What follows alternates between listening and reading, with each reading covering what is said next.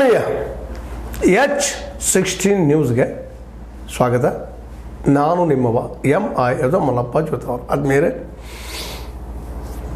ಭಾರತ ನಿಜವಾಗಿಯೂ ಮೋದಿಯವರು ದಿನಕ್ಕೆ ಸ್ಪಷ್ಟವಾದ ಭಾರತ ನಿಲುವನ್ನು ಸ್ಪಷ್ಟಪಡಿಸ್ತಾ ಇದ್ದಾರೆ ವಿಶ್ವಕ್ಕೆ. ಇದರಿಂದ ನಮ್ಮ ಮೋದಿಯವರ ಹಿಂದಿರುವಂಥ RSS ಬ್ರೈನ್ಸ್ ಅಂತ ನಾವು ಕರಿತೀವಿ, ನಿಜವಾಗಿ ಬುದ್ಧಿವಂತರು, ಒಪ್ಪಲೇಬೇಕಾದಂಥದ್ದು.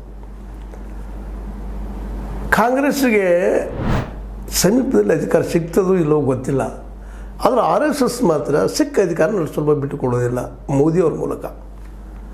ಮೋದಿಯವರು ಏನಪ್ಪ ಅಂದ್ರೆ RSS ಮುಖವಾಡ, ಇದೆಲ್ಲರಿಗೂ ಗೊತ್ತಿದ್ದಂಥ ವಿಷಯ. ಅದೇನೂ ಇರಲಿ, ಯಾಕಂದ್ರೆ ಈ ಆಲ್ರೆಡಿ ಗಡಬಡಿ ಮಾಡಿದರು ಅಥವಾ ತಮ್ಮ ನಿಲುವನ್ನು ಮೊದಲೇ ಹೇಳಿ ಚೈನಾ ಇದರಲ್ಲಿ ಎಂಟ್ರಿ ಆಗದೆ ನೋಡಿಕೊಂಡ್ರು. ಟ್ರಂಪರ ಏನು ಪ್ಲ್ಯಾನ್ ಇತ್ತು ಅವ್ರು ಬಿಟ್ಟಂಥದ್ದು.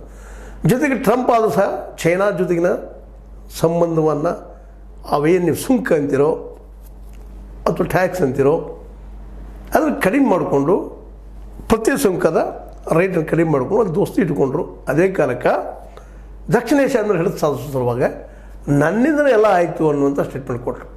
ಹೌದು, ಸೀಸ್ ಫೈರ್ ನನ್ನಿಂದ ಆಯಿತು ಮೊದಲು ಅವರು ಹೇಳಿದವರು. ಅದಕ್ಕೆ ಇಲ್ಲಿವರೆಗೂ ಮೋದಿಯವರು ಉತ್ತರ ಕೊಟ್ಟಿರಲಿಲ್ಲ, ಇವು ಕೊಟ್ಟಿಲ್ಲ. ಆದರೆ ಈ ಬೆಳವಣಿಗೆಗಳನ್ನು ನೋಡಿದಾಗ ಸ್ಪಷ್ಟತೆ ಆಗ್ತಾಯಿದೆ, ಇಲ್ಲಿ ಮೂರನೇದವ್ರ ಅವಶ್ಯಕತೆ ಇಲ್ಲ ಅಂತ ಹೇಳ್ತಾ ಇದ್ದಾರೆ ಮೋದಿ ಮತ್ತು ಅವ್ರ ಕ್ಯಾಬಿನೆಟ್.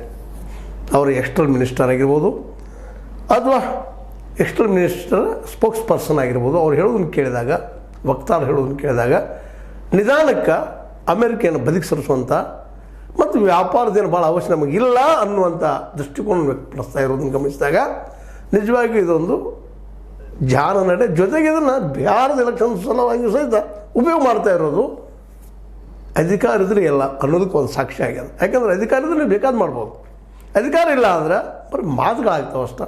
ಕಮ್ಯುನಿಸ್ಟ್ ರಂಗ ಇವತ್ತು ಕಾಂಗ್ರೆಸ್ ಮಾತಾಡೋದಿದ್ದು ಹಾಗೆ ಆಗ್ತಾಯಿದೆ. ಆ ಕಾರ್ಮಿಕ ಬರಬೇಕಾದ್ರೆ ಅಧಿಕಾರ ಬೇಕು, ಅಧಿಕಾರ ಬಿಡಲ್ಲ, ಏನೇನು ಮಾಡಬೇಕು ಅನ್ನೋದನ್ನು ಇಲ್ಲಿ RSS ಬುದ್ಧಿವಂತರು ಮಾಡ್ತಾ ಇದ್ದಾರೆ. ಯಾಕೆಂದರೆ ಒಮ್ಮೆ ಮೋದಿಯವ್ರ ಸರ್ಕಾರ ಅಥವಾ BJP ಸರ್ಕಾರ ಹೋದ್ರೆ RSS ಹೇಳ್ತಾ ತಪ್ಪು ಹೋಗ್ಬಿಡ್ತಾನೆ ಅಂತ ಜಾನ್ ನಡಿನೂ ಇಲ್ಲ. ಯಾಕಂದ್ರೆ ಬಿಹಾರ ಎಲೆಕ್ಷನ್ ಭಾಳ ಮಹತ್ವದ, ಆ ದಿಶೆಯಲ್ಲೇ ಹೆಜ್ಜೆ ಇಡ್ತಾ ಇದ್ದಾರೆ. ಆ ದಿಶೆಯಲ್ಲೇ ಒಂದು ಕಡೆಗೆ ಮೊದಲಿಂದಲೂ ಕಾಂಗ್ರೆಸ್